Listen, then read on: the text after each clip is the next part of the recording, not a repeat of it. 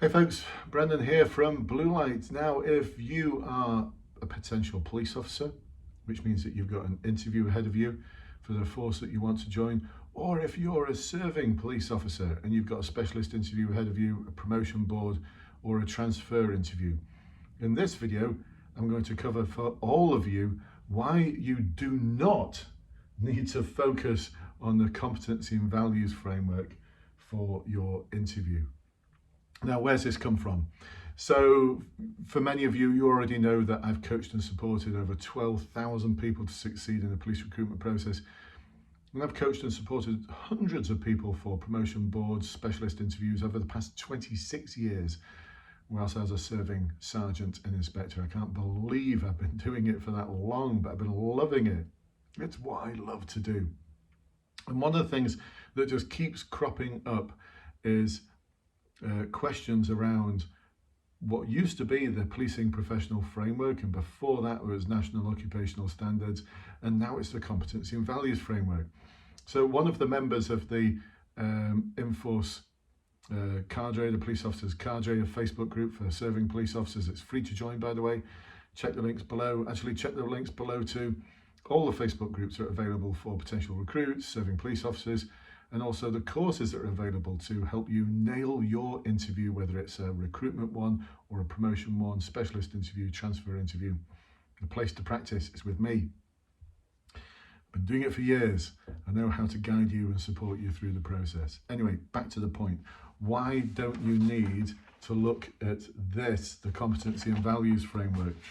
Well, to start with, it's really confusing. I mean, does anyone really understand the wheel of confusion? Does anyone really understand why the values seem to be worded very similar to the competencies in many ways, but the values only have one level and the competencies have three? And why the values aren't in clusters of two, whereas the competencies are? I know. And why it's written in such a way that you've got to be a genius in HR to understand it. Well, the thing is, you don't need to understand it. You don't need to focus on this. The amount of times I see advice and guidance where people say things like, can anyone give me some help and guidance around the competency and values framework? Or I've got an interview coming up ahead of me, can anyone give me some guidance? The amount of times I see it in a Facebook group, I just want to delete it, but I don't. I'll disagree with it. I'll give the people my opinion, but the amount of people who say things like, just learn your competencies. Learning your competencies isn't going to help you.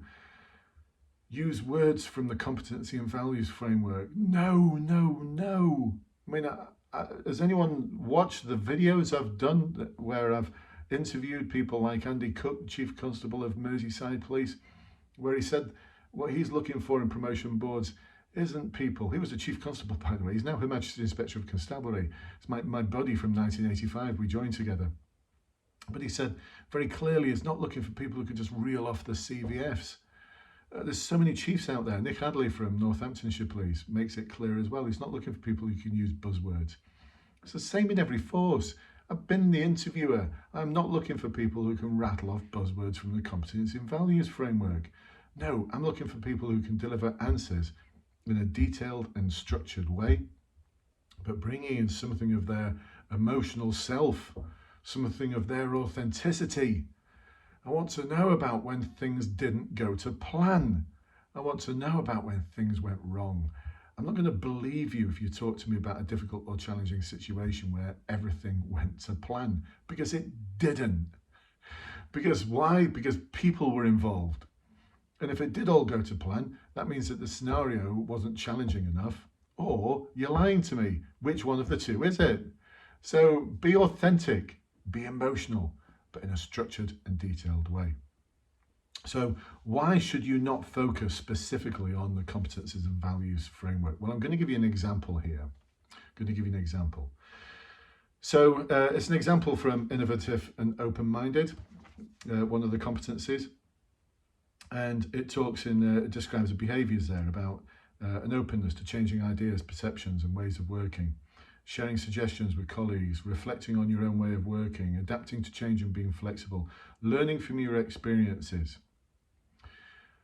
Now you might be thinking, All right, so those sort of things are only going to be mentioned in We're Innovative and Open-Minded. Actually, I think Innovative and Open-Minded isn't the right title for that competency. It should be we are able to learn from our experience and adapt.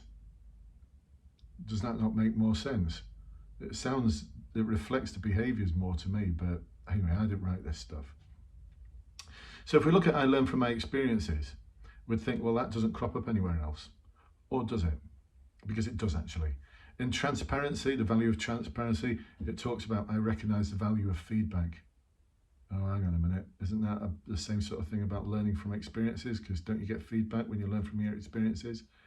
And then when you look at integrity, I am open to challenge about my actions and words.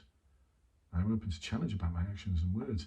Isn't that feedback? Isn't that learning from experiences? You see how the crossover? You're going to find this all the way through the competency and values framework. So this is why it's really important not to have an answer which is, this is my innovative and open-minded answer, because it could be that you're being asked questions about transparency or integrity, or actually the interviewer doesn't really know.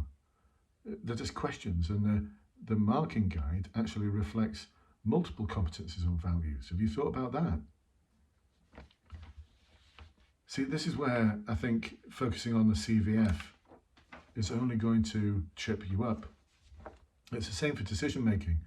Decision making is mentioned in the value of transparency. Decision making is mentioned in the value of impartiality.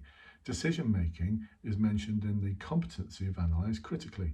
So if you're asked a question which is, please can you tell me about a time when you've had to make a difficult decision, where you've had to analyse multiple sources of information in order to make that decision, and you've had to account for others in respect of it. What competency or value is that from? The thing is, don't worry about that. Answer the question. Just answer the question in a detailed and structured way, with authenticity and with some kind of emotional connect with the occasion, because it was difficult, it was challenging. Talk about why it was difficult and challenging. Deliver the structured approach which I advocate, the SALCU process. And by the way, I've just had some awesome feedback from several clients over the past 2 weeks who've gone from promotion boards, specialist interviews. They've all nailed them, and they've actually had feedback. Several of them had feedback about the last part of SALCU. So what that stands for, there's sub-layers to each one of these: situation, aim, actions, result, learning, knowledge and understanding. This is where we talk about how we would put this particular value or behavior into practice in the future. But it's the learning part that's really come across well, where people have demonstrated humility and they've been humble, and it's really worked well. It's really connected with the interviewers. So there you go, folks. Don't focus on the CVF. It's to your detriment. Start using phrases from the CVF. Come on, please. I mean, those of you who are going for sergeant and inspector, you're going to be assessed by maybe chief inspectors, superintendents. For inspector, for sergeant, maybe by an inspector. How many inspectors and above do you know who love to use competency and values framework phrases on a daily basis? How many of you know superintendents who actually understand the competency and values framework and live by it on a day-to-day basis? Not many of you. My guess is they're just like you. They brush this off the shelf when it's time to get promoted or time to do their PDR. Apart from that, it sits there gathering dust. It does, honestly, it really does. So there you go, folks. I hope you found that interesting, whether you're a serving police officer or you're going for the role of police officer. I hope this has been helpful for you. Please do check the links below. Subscribe to the channel. I think you meant to say that, aren't you? Everyone always says that. Subscribe to the channel, or don't. It's up to you. You can if you want, or don't.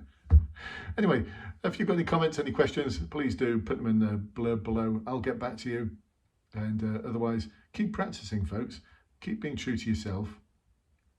Keep being your real, authentic self in an emotional way, but in a detailed and structured way. Catch you soon, folks. Bye-bye for now.